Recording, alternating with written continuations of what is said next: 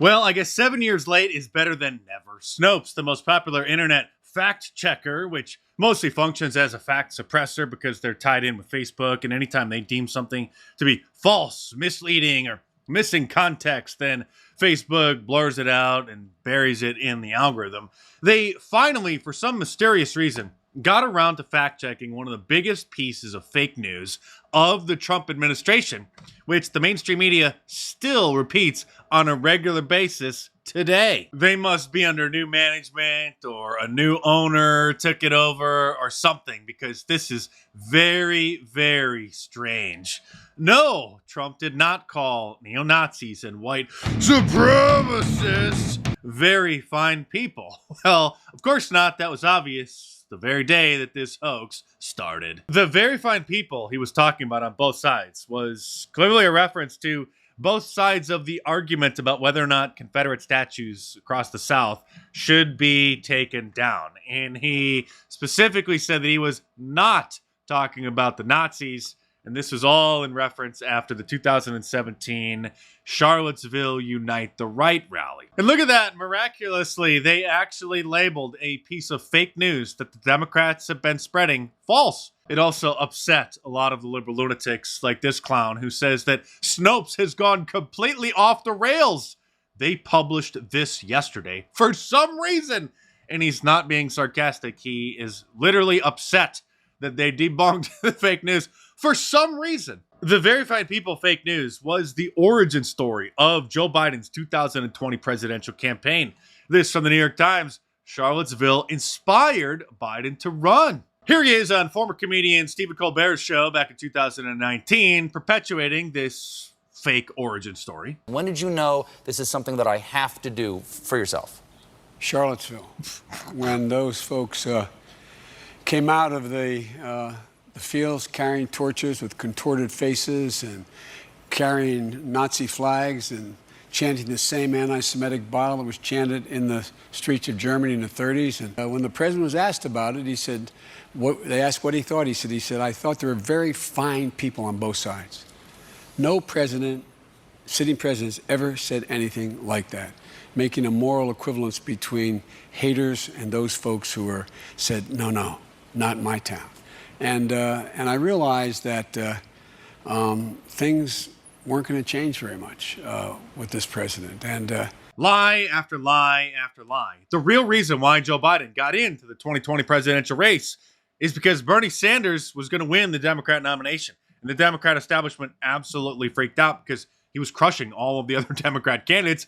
And they all knew that if he won the nomination in a fair election, that he would have lost big time against Donald Trump. And so all of the Democrats put their hope on Joe Biden, saying that he was the only one that could pose any sort of a challenge to Donald Trump, because Bernie Sanders would have been a complete embarrassing failure. Here's another blast from the past. Bernie Sanders' rise has moderate Democrats wondering if it's too late to stop him. And the reason Bernie Sanders was so popular is because he was campaigning as Santa Claus. He was promising the kids that he was just going to give everybody a bunch of free stuff if they vote for him. And he moved the Overton window in the Democrat Party so far to the left that the 2020 race then became a competition to see which candidate could offer more free stuff to the voters. Oh, and to the future Democrat voters, to the, back then, about 25 million illegal aliens. Remember this? Raise your hand if your government plan would provide coverage for undocumented immigrants. Illegal aliens. Every single one of them. Free health care to people who are criminals and shouldn't even be here. Then Snopes ran interference for old Joe, asking, did Biden say that taxpayers must fund health care for illegal immigrants? And declaring that that was, well, mostly false, because what are you going to believe, Snopes or your lying eyes? Remember when they fact-checked the Babylon Bee's satirical article about CNN purchasing an industrial-sized washing machine to spin news? They actually thought that that was worthy of a fact check. And Snopes has fact-checked me a few times over the years for posting jokes on social media. Like the time I did post a doctored screenshot from the Green New Deal saying that one of the provisions was that it was requiring people to recycle their urine and then use it to make coffee. in order to save resources. Does the Green New Deal proposal include a recycling urine provision? This is the lovely screenshot that I did make myself and post on Twitter. Males should urinate into an empty milk jug instead of the toilet. Let the jug of urine sit out in the open sunlight for at least 6 hours for sanitation.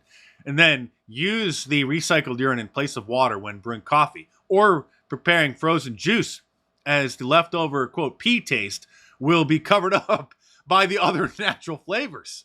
This has a double benefit of easing the strain on water treatment facilities, which deliver fresh water to households, as well as saving energy at the water treatment facilities. Now, anybody with a quarter of a brain should realize that that was satire. But I guess we are talking about something that Alexandria Ocasio-Cortez wrote. So maybe it actually did warrant a fact check. So thank you, Snopes, for investigating this and deeming it false. And speaking of fact checks, Pocahontas Elizabeth Warren was confronted, surprisingly, with some uncomfortable facts during an appearance on ABC News. There have been more than 6.9 million apprehensions at the southern border. Thus far, in Biden's term, there were just over 2 million in Donald Trump's entire term. What did the president do wrong? No, this isn't about what the president did wrong. Remember, on the very first day that he was sworn into office, he lifted most of the restrictions and then welcomed the floods of criminal invaders to, quote, surge the border. We know. President Biden asked Congress both for the resources and for comprehensive immigration reform. He actually asked Congress for more money to give them green cards and set them up in housing and give them Obama phones because they were overwhelming the facilities that they were being detained in. When she was running for president back in 2020, she called the southern border wall a monument to hate, and along with Beto O'Rourke and others, called for it to be torn down. I will not support the building of a wall that does not make us safer. The kind of wall that is proposed now is a monument to hate and division. We are a better country than that, so I'm just not doing it. Thank you. Which is why I say, sorry, no vacancy, deport them all, which is a shirt that you can order from my online store at markdice.com or click the link in the description below. And I just noticed that this one, for some reason, is not available in a tank top, so I will try to fix that. But most of the other designs are. So if you click on the shirt on the homepage and then scroll down below, you should be able to see that there are other options like the hoodie, the long sleeve, and the tank top in most of the designs. So head on over to markdice.com or click the link in the description below and check them out.